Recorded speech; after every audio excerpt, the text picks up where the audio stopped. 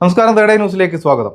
സത്യസന്ധരായ ഉദ്യോഗസ്ഥരെ മാനസിക സംഘർഷത്തിലേക്ക് വിട്ടുകൊണ്ട് അവരെ ആത്മഹത്യ ചെയ്യിപ്പിക്കാനുള്ള ഒരു തന്ത്രം നമ്മുടെ സംസ്ഥാന സർക്കാരിൻ്റെ ഭാഗത്തു നിന്നും ഉണ്ടാവുന്നുണ്ടോ എന്ന സൂചനകളിലേക്കാണ് ഇപ്പോൾ കാര്യങ്ങൾ എത്തുന്നത്. പറഞ്ഞു വരുന്നത് നമ്മുടെ തിരുവനന്തപുരത്തെ ഡോക്ടർ ഹാരിസ് ഹസനെ കുറിച്ചാണ്. അദ്ദേഹം ചില കാര്യങ്ങൾ തുറന്നു പറഞ്ഞു. നമ്മുടെ ആശുപത്രികളിലെ സർക്കാർ ആശുപത്രികളിലെ ഉപകരണമില്ലാത്തതിൻ്റെ അവസ്ഥ, അവിടുത്തെ ശോചനീയാവസ്ഥ, ആരോഗ്യവകുപ്പിന്റെ വീഴ്ചകൾ എന്നൊക്കെ പറഞ്ഞ് പിന്നീട് അത് പലതരത്തിലുള്ള ചർച്ചകളായി. ഒടുവിൽ അദ്ദേഹത്തെ ഒരു ഉപകരണം കാണാത്തതിന്റെ പേരിൽ കള്ളക്കേസിൽ കൊടുക്കാൻ നോക്കി നമ്മുടെ ആരോഗ്യവകുപ്പ്. ഒരു മോഷ്ടാവാക്കി അദ്ദേഹത്തെ ചിത്രീകരിക്കാനുള്ള നടപടികളൊക്കെ തന്നെ പിന്നീട് പൊളിഞ്ഞു പോകുന്നതും നമ്മൾ കണ്ടു. ഇപ്പോൾ അദ്ദേഹം തുറന്നു പറയുകയാണ്. അദ്ദേഹത്തിന്റെ സംഘടന, അതായത് KGMSTA ഗ്രൂപ്പിലാണ് അദ്ദേഹം പറയുന്നത്, ഞാൻ ആത്മഹത്യയെ കുറിച്ച് വരെ ചിന്തിച്ചിരുന്നു. തന്നോടൊപ്പം നിന്ന സഹപ്രവർത്തകർ ഇങ്ങനെ പിന്നിൽ നിന്ന് കുത്തുമെന്ന് കരുതിയില്ല. അതായത് വാർത്താ സമ്മേളനം വിളിച്ച് മെഡിക്കൽ കോളേജ് പ്രിൻസിപ്പളും സൂപ്രണ്ടും തന്നെ കള്ളനാക്കുന്ന തരത്തിൽ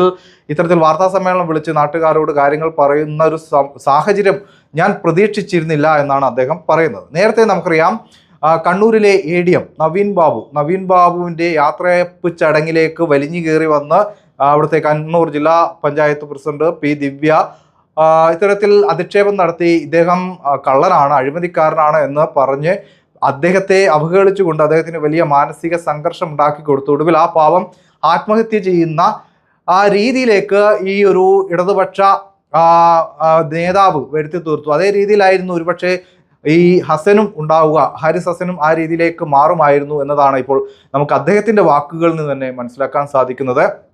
ഇത്തരത്തിൽ സത്യസന്ധരായ ഉദ്യോഗസ്ഥരെ അവർ ഈ സർക്കാരിനെതിരെ വല്ലതും പറഞ്ഞു പോയാൽ കള്ളക്കേസിൽ കൊടുക്കുക, അല്ലെങ്കിൽ ഇത്തരത്തിൽ മോഷണ കുറ്റം ചുമത്തുക, അല്ലെങ്കിൽ ഇയാൾ അഴിമതിക്കാരനാണ്, കൈക്കൂലിക്കാരനാണെന്നൊക്കെ വരുത്തി തീർക്കുക, ഇതൊക്കെയാണ് സംസ്ഥാന സർക്കാരിൻ്റെ ഭാഗത്തു നിന്നും ഉണ്ടാകുന്ന രീതികൾ എന്നതാണ് ശ്രദ്ധേയം. നേരത്തെ നമുക്ക് മുന്നിലുള്ള നവീൻ ബാബുവിൻ്റെ മരണവുമായി ബന്ധപ്പെട്ട് പിന്നീട് വന്ന പല വാർത്തകളും കണ്ടാൽ നമുക്കത് കൃത്യമായി മനസ്സിലാക്കാൻ സാധിക്കും. ഒരു പെട്രോൾ പമ്പിൻ്റെ ലൈസൻസുമായി ബന്ധപ്പെട്ട് ഒരു പരാതിക്കാരൻ രംഗത്ത് വരുന്നു. ആ പരാതിക്കാരൻ ഇപ്പോൾ എവിടെയാണെന്ന് പോലും ആർക്കും അറിയില്ല. അതുപോലെയാണ് നവീൻ ബാബുവിനെ ഇങ്ങനെ കള്ളനാക്കി മാറ്റാനുള്ള രീതികൾ, അല്ലെങ്കിൽ ആരുടെയൊക്കെ തിരക്കഥ കൃത്യമായും നടന്നു എന്നതാണ് യാഥാർത്ഥ്യം. ഇവിടെയും അത് തന്നെയാണ് സംഭവിച്ചത്. ഒരു വാർത്താ സമ്മേളനം വിളിക്കുന്നു, വാർത്താ സമ്മേളനത്തിൽ പറയേണ്ട കാര്യങ്ങൾ ഫോണിലൂടെ പറഞ്ഞു കൊടുക്കുന്നു. ഈ ഡോക്ടർ ഹാരിസിനെ വളരെയേറെ മോശമായ രീതിയിൽ ചിത്രീകരിക്കാൻ ആരോഗ്യവകുപ്പ് മന്ത്രി വരെ ശ്രമിച്ചു എന്നത് തന്നെയാണ് യാഥാർത്ഥ്യം. എന്തായാലും നമ്മുടെ ഈ വളരെ മാതൃകാപരമായി പ്രവർത്തനം നടത്തുന്ന, ജോലി ചെയ്യുന്ന ഡോക്ടർ ഹാരിസ് ഹസൻ നമ്മുടെ മുന്നിൽ ജീവനോടെ എത്തിയത് പൊതുജന രോഷത്തിൻ്റെയും കൂടി ഭാഗമാണ് എന്നതാണ് യാഥാർത്ഥ്യം.